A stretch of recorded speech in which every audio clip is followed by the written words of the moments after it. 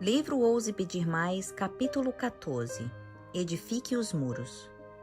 Passos práticos para uma fortaleza espiritual, parte 1. Em minhas viagens por países do terceiro mundo, já testemunhei as consequências devastadoras de desnutrição. Os desnutridos sucumbem de qualquer doença que lhe acometa, não importa qual seja. Seu corpo simplesmente não consegue lidar com nenhum tipo de ataque físico, porque não recebeu exatamente o alimento apropriado e se tornou fraco. Em consequência, as pessoas que vivem em regiões assoladas pela desnutrição morrem de todo tipo de doença. É exatamente isso que o diabo tenta fazer com a nossa vida hoje. Ele procura minguar o nosso relacionamento com Deus. Tenta nos impedir de comer a palavra de Deus e de beber da fonte de água viva em oração. Se o inimigo conseguir nos manter espiritualmente desnutridos, ele sabe que qualquer doença, pecado, que colocar em nosso caminho nos levará à queda espiritual. Seu principal objetivo, ele tem obtido bastante sucesso nisso, é nos impedir de nos alimentarmos adequadamente todos os dias. Ou ele nos enche de comida prejudicial em vez de bons alimentos, ou simplesmente nos faz passar fome até não termos mais forças para ficar de pé, fazendo com que os nossos muros finalmente caiam. Quando famintos, perturbados e atacados pelo inimigo, nossa atenção costuma se voltar para dentro de nós mesmos. Ainda bem que, se nos lançarmos sobre Deus, permanecermos sobre o seu poder e sua palavra e reivindicarmos as suas promessas pela fé, poderemos obter livramento e vitória. Deus é maior do que todos os poderes das trevas. Vê 1 João 4:4, João 12:31. Conforme Romanos 8:31 diz: se Deus é por nós, quem será contra nós? A chave para a vitória é aprender a nos fortalecer no Senhor, pois Ele prometeu que lutará por nós. Crie um plano de batalha. Nos últimos capítulos, falamos sobre necessidade de muros fortes, a importância da fortificação espiritual e muitas brechas que dão ao inimigo um caminho de entrada em nossa vida. Agora é hora de partir para a ação. Chegou o momento de pegar nossas armas espirituais e começar a preencher as brechas e fortalecer nosso muro mais uma vez. Esse processo de reconstrução dos muros espirituais não acontece da noite para o dia. É uma batalha que requer persistência. Além de tudo, não é algo que devemos tentar realizar por conta própria, mas com as forças de Deus e as ferramentas que Ele nos deu, a fim de sermos bem-sucedidos na reconstrução do nosso muro de fortificação espiritual para torná-lo firme. Vamos começar? Escolha seu alvo. Antes de começar a orar, você necessita saber qual é o seu alvo, ou seja, o que exatamente está tentando vencer. É por isso que 2 Coríntios 3:5 nos orienta a examinar a nós mesmos, separar tempo para fazer a avaliação completa do coração. Não é apenas importante, mas crucial para alcançar vitória espiritual. Enquanto você pensa em qual é o seu alvo de batalha, escreva tudo aquilo que Deus trouxe à sua memória. Pode ser uma das brechas que mencionei no capítulo anterior. Talvez você necessite orar pedindo a Deus que lhe mostre de maneira específica quais são os seus pontos fracos.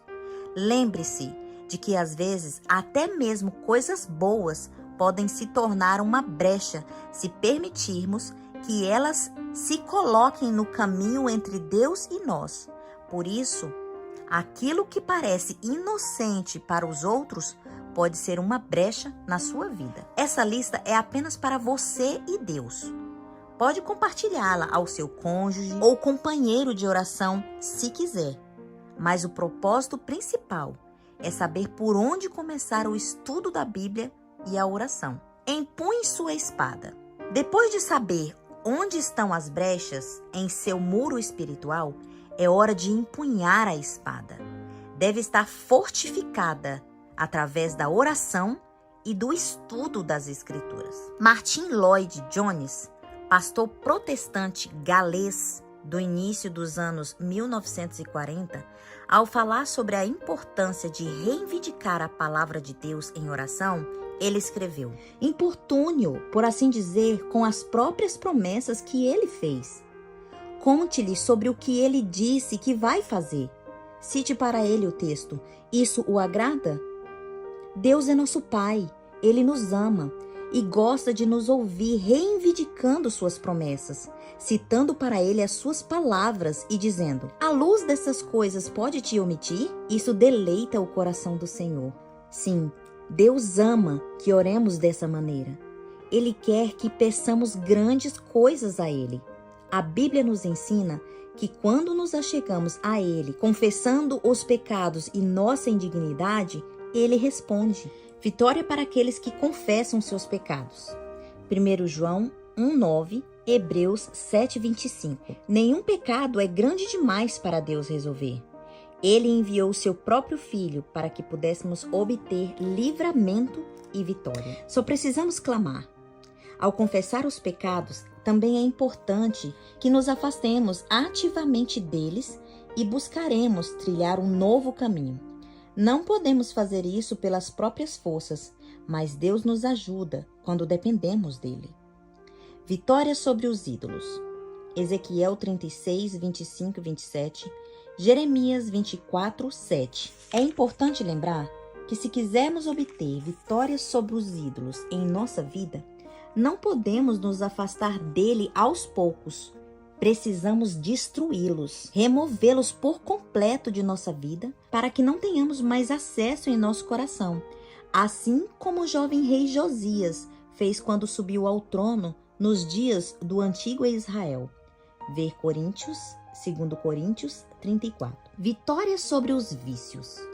Lucas 18, 27, Salmo 55, 16 a 18. É difícil romper vícios, mas o melhor a fazer é dar meia volta de uma vez só e andar na direção contrária. Se você é viciado em música mundana, filmes, revistas, ícones esportivos, alguma coisa do mundo oculto ou até mesmo algum tipo de alimento ou substâncias prejudicial, chegou o momento de limpar sua casa e fazer fogueira apenas na presença de Deus. Você ficará surpreso com a paz, a força que sentirá depois que começar a trilhar dedicadamente um novo caminho. Em Atos 19, quando o Evangelho de Cristo era pregado às pessoas, elas se apresentavam e confessavam seus pecados abertamente. Muitos daqueles que haviam praticado feitiçaria no passado traziam seus rolos ali e queimavam. Por causa disso, a palavra de Deus cresceu e prevaleceu. Nesse caso, pode ser bom para nós passar um jejum completo e duradouro, até essas coisas não existirem ou não terem mais controle sobre nosso coração. Não estou me referindo a um jejum alimentar, a menos que o seu vício seja por uma comida específica, mas abster-se do elemento específico que o leva a transgredir espiritualmente. A principal chave para vencer vícios ou qualquer pecado é entregar o nosso coração inteiro a Deus e voltar a nossa atenção completamente a Ele. Se gastarmos nosso tempo com Deus, conhecendo-o, estudando a palavra, partilhando com os outros, não seremos tentados a desperdiçar tempo ou olhar para as coisas do mundo. Vitória sobre mentalidade profanas. Isaías 26, 3, Salmo 119, 165, Filipenses 4, 8. Além da oração e do tempo com a palavra, uma das melhores maneiras de obter vitória sobre mentalidades profanas é aprender a substituir pensamentos profanos por pensamentos positivos e espirituais. Se você tem inveja de alguém, comece a orar por essa pessoa, a dizer palavras bondosas a ela, e seus pensamentos irão mudar com a ajuda de Deus. Quando se sentir tentado a pensar mal, comece a repetir uma promessa bíblica ou cante um hino de louvor. Os maus pensamentos irão embora. Alguns podem até achar que estou brincando, mas isso funciona de verdade. Ellen White aconselha: quando o inimigo vier com as suas trevas, cante sobre fé e falem de fé, e verão que isso conduzirá para a luz. Vitória sobre conversas profanas. Isaías 6, 5, 7, Efésios 4, 22, 23 e 29. Se você está sempre reclamando de algo, obrigue-se a dizer palavras de gratidão toda vez que sentir tentado a reclamar. Substitua as palavras profanas, tentando proferir palavras de gratidão e louvor a Deus ao longo de 2 semanas. Você desenvolverá o hábito de morder a língua em vez de reclamar, fofocar ou criticar os outros, e verá com mais clareza todos os motivos para louvar a Deus. Se não conseguirmos aprender a viver por princípios espirituais, não conseguiremos fazê-lo quando sobrevirem os tempos difíceis e as provas de verdade. É por isso que a inspiração nos diz: o arrependimento compreende a tristeza pelo pecado e o afastamento dele. Não abandonaremos o pecado enquanto não reconhecermos o quanto ele é perigoso. E enquanto não nos afastarmos realmente do pecado, não haverá mudança real em nossa vida. Vitória sobre relacionamentos profanos. 1 Coríntios 6, 14 e 15. Se você está envolvido em algum relacionamento profano, o melhor a fazer é cortar os laços e se afastar, por mais difícil que possa parecer. Se você continuar a transgredir, estará pedindo que sobrevenha um desastre espiritual. Se você já está casado em uma situação de julgo desigual, então sua tarefa é fazer o melhor que puder dentro do matrimônio, esperando e orando para que a sua influência ganhe o cônjuge descrente para a verdade. O capítulo 7 de 1 Coríntios trata com maior profundidade desse assunto. Em tudo aquilo que fizer, não brinque com fogo. Busque conselho espiritual se necessário. Encontre amigos que o incentivem em sua caminhada espiritual. A carne pode até ser fraca, mas Deus promete força. À medida que nos aproximarmos do Senhor, descobrimos que Ele proporciona mais realização do que qualquer relacionamento humano seria capaz de dar. Vitória sobre preocupações mundanas. Romanos 12, 1 e 2. Lembro-me do hino escrito por Ellen Lemel. Fixa teus olhos no Mestre, confia no bom Salvador. Fruirás na luta terrestre, maravilhas do seu doce amor. Inário Adventista do 7º dia, 360. Esta é a melhor maneira de vencer preocupações mundanas, olhando para Jesus e entregando a Ele todas as chaves do seu coração. Comece um jejum. Desligue a televisão e fique longe das redes sociais, do shopping ou de qualquer coisa que o atraia para o mundo. Recomendo que você pegue a Bíblia e seu diário e vá passar um tempo a sós com Deus na natureza. Isso é maravilhoso para ajudá-lo a colocar sua atenção nas prioridades celestiais. Vitória sobre fortalezas satânicas. 2 Coríntios 10, 3, 4, Salmos 40, 23. Escolha Cristo e entregue a Ele a sua vontade. Não dá para brincar com as trevas e estar no time vencedor. Destrua qualquer coisa do reino da escuridão em sua vida, ou qualquer coisa que comprometa o seu relacionamento com Deus. O diabo não vai ficar feliz. E a sua luta será ferrenha, mas o Senhor o ajudará. Lembre-se, em todo o poderio satânico, não há forças para vencer uma única pessoa que se rende confiante a Cristo. Dá vigor ao cansado e multiplica as forças que não têm nenhum vigor.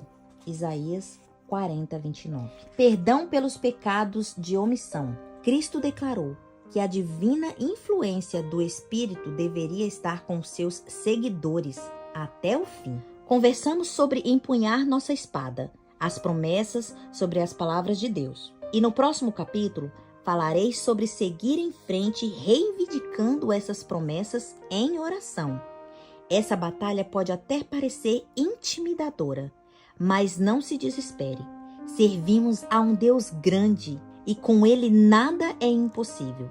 Continuemos ousando pedir mais.